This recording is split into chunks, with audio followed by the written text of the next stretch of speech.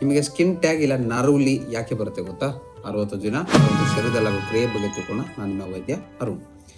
ಈಗ ಕುತ್ತಿಗೆಯಲ್ಲಿ, ಕತ್ತಲ್ಲಿ, ನಮ್ಮ ಮುಖದಲ್ಲಿ ಸಣ್ಣ ಮಾಂಸದ ಒಂದು ತುಂಡುಗಳು ನೇತಾಡ್ತಿರುತ್ತಲ್ವ, ನೀವು ಕಟಿಂಗ್ ಶಾಪಲ್ಲೆಲ್ಲ ತೆಗಿತಿರ್ತಾರಲ್ವ, ಇದಕ್ಕೆ ನಾವು ಸ್ಕಿನ್ ಟ್ಯಾಗ್ ಅಂತ ಕರಿತೀವಿ.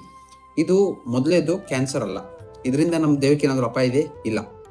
ಸ್ಕಿನ್ ಟ್ಯಾಗ್ ಯಾಕಾಗುತ್ತೆ ಅಂದರೆ, ಈ ತೊಡೆ ಸಂಧಿ, ಕುತ್ತಿಗೆ, ಈ ಜಾಗಗಳಲ್ಲಿ ಫ್ರಿಕ್ಷನ್ ಅಂದರೆ ನಿಮ್ಮ ಘರ್ಷಣೆ ಆಗಿ ಆ ಜಾಗ ಸ್ವಲ್ಪ ಕಟ್ಟಾಗಿರುತ್ತೆ. ಕಟ್ಟಾದಾಗ ಅಲ್ಲಿ ಕೊಲೆಜನ್ ಅನ್ನೋ ಒಂದು ಮಟೀರಿಯಲ್ ಫಾರ್ಮ್ ಆಗುತ್ತೆ.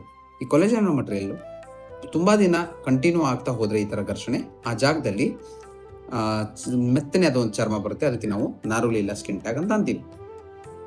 ಇನ್ನು ಬಂದು ಈ ಸ್ಕಿನ್ ಟ್ಯಾಗ್ ನಿಮ್ಗೆ 10 ಕಡೆ ಇದೆ, ಮತ್ತು ತೆಗೆದ್ರೆ ಮತ್ತೆ ವಾಪಸ್ ಬರ್ತಾ ಇದೆ, ಮತ್ತು ನಿಮಗೆ ಕತ್ತೇನಾದರೂ ಕುತ್ತಿಗೆ ಕರಿ ಕಲರ್ ಇದೆ ಅಂದರೆ ಇದು ಒಂದು ಇನ್ಸುಲಿನ್ ರೆಸಿಸ್ಟೆನ್ಸ್ ಅನ್ನೋ ಒಂದು ದೇಹದ ಒಂದು ಬದಲಾವಣೆ ಅಂತ ಹೇಳ್ಬೋದು.